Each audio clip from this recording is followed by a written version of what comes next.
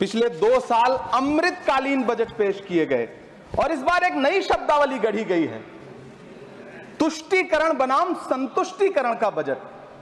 सभापति महोदय, सुनने में कितना अलंकारिक लगता है ये शब्द। सोच रहा हूं देश की वित्त मंत्री और प्रधानमंत्री जी से पूछूं कि आखिर किसकी संतुष्टि।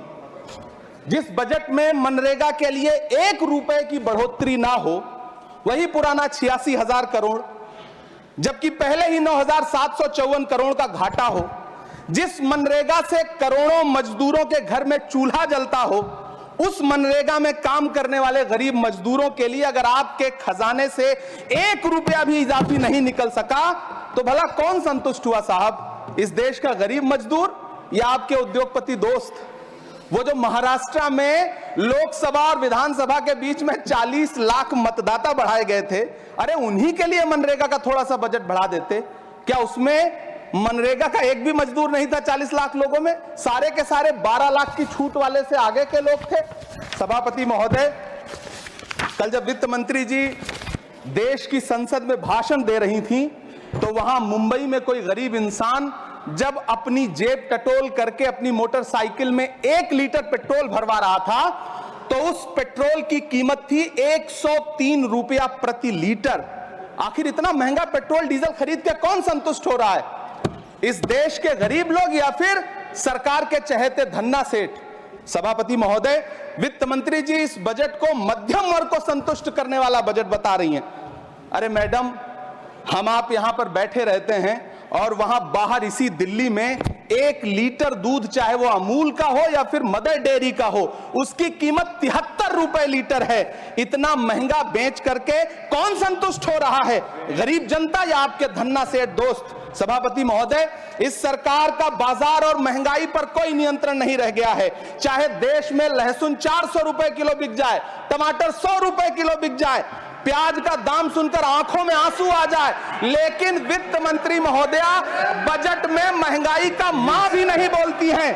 बच्चों की किताब और पेंसिल तक पर टैक्स लगाने वाले सरकार से मैं पूछना चाहता हूं कि आप मध्यम वर्ग का हितैषी बताते हैं खुद को, तो शर्म नहीं आती है? खुद को धार्मिक कहने वाली सरकार भगवान श्री कृष्ण के प्रिय खाद्य पदार्थों दही और मक्खन तक पर जीएसटी लगाती है और बात करती है मध्यम वर्ग की हिमायती होने की।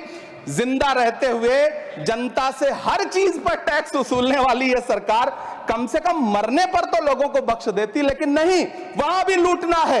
अंतिम संस्कार के सामान, अगरबत्ती, धूप बत्ती, केवड़ा जल, चंदन पाउडर, जौ, बताशा, काला तिल, पंचरत्न, कपूर और कफन तक पर टैक्स लेने वाली यह सरकार किस मुंह से खुद को मध्यम वर्ग का हितैषी बताती है? कौन सी संतुष्टि? किसकी संतुष्टि? कदम कदम पर टैक्स देकर लुटने वाली जनता की, या फिर जनता से टैक्स वसूल करके धन्ना सेठों का खजाना भरने वाली सरकार की? किसकी संतुष्टि? सभापति महोदय, 18 अगस्त 2015 आरा का बिहार का ऐतिहासिक मैदान, सजा हुआ मंच, हजारों की भीड़ और सामने खड़े हुए देश के प्रधानमंत्री का भाषण। बिहार के भाइयों बहनों, आज मैं बिहार के लिए पैकेज की घोषणा कर रहा हूं। 50,000 करोड़ कर दूं कि ज्यादा कर दूं? अखिलेश भाई, 60,000 करोड़ कर दूं कि ज्यादा कर दूं? 70,000 करोड़ कर दूं कि ज्यादा कर दूं? 80,000 करोड़ कर दूं कि ज्यादा कर दूं? चलो, मैं बिहार को 1.25 लाख करोड़ का पैकेज दे रहा हूं। 10 साल हो गए सभापति महोदय, वही ढाक के 3 पात। बिहार आज भी विकास की बाट जोह रहा है। भाषण आज भी प्रधानमंत्री जी के यूट्यूब चैनल पर सुना जा सकता है। जो झूठ बोल के करता है मुतमईन सबको, वो झूठ बोल के खुद मुतमईन नहीं होता। सभापति महोदय, ये तो राहुल जी का असर है। कौन सा शब्द सर? कौन सा शब्द? झूठ। ठीक है सर, मिथ्या बोल करके। जो मिथ्या बोल के करता है मुतमईन सबको, वो मिथ्या बोल के खुद मुतमईन नहीं होता। ये राहुल जी का असर है।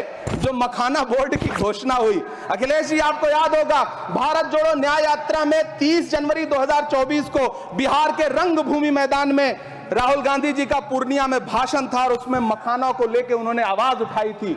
यह उनका असर है कि आपको मखाना बोर्ड बनाना पड़ा, वरना तो आप मैखाना बोर्ड बनाने वाले लोग हैं।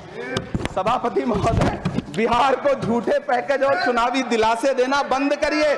आज भी जब कोसी में बाढ़ आती है तो पूरा सीमांचल बर्बाद हो जाता है। मैंने उस तबाही को अपनी आंखों से देखा है। 2016-17 की बाढ़ में अपने इन्हीं हाथों से राहत सामग्री बांटी है मैंने। अगर सच में बिहार के लिए कुछ करना चाहते हैं तो बिहार को बाढ़ से बचाने का प्रबंध करिए। पूर्णिया एयरपोर्ट 10 साल से बाट जो रहा है, घोषणा 2014 में हुई, बन के आज तक तैयार नहीं हुआ। अलीगढ़ मुस्लिम विश्वविद्यालय का किशनगंज सेंटर बजट के अभाव में दम तोड़ता जा रहा है। मैंने पिछले बजट सत्र में भी आवाज उठाई थी। आज फिर वित्त मंत्री जी से अनुरोध करना चाहता हूं, दामन फैला करके, कि अलीगढ़ मुस्लिम विश्वविद्यालय का किशनगंज सेंटर बन जाने दीजिए।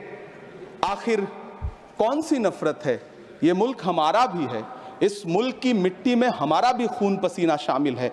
हमसे इतनी भी क्या नफरत? रिश्तों की ये नाजुक डोरें तोड़ी थोड़ी जाती हैं, अपनी आंखें दुखती हो तो फोड़ी थोड़ी जाती हैं। सभापति महोदय, अल्पसंख्यक मंत्रालय का बजट काटकर मौलाना आजाद नेशनल फेलोशिप बंद कर देना, प्री मैट्रिक स्कॉलरशिप बंद कर देना, नई मंजिल योजना बंद करना, धरोहर योजना बंद करना।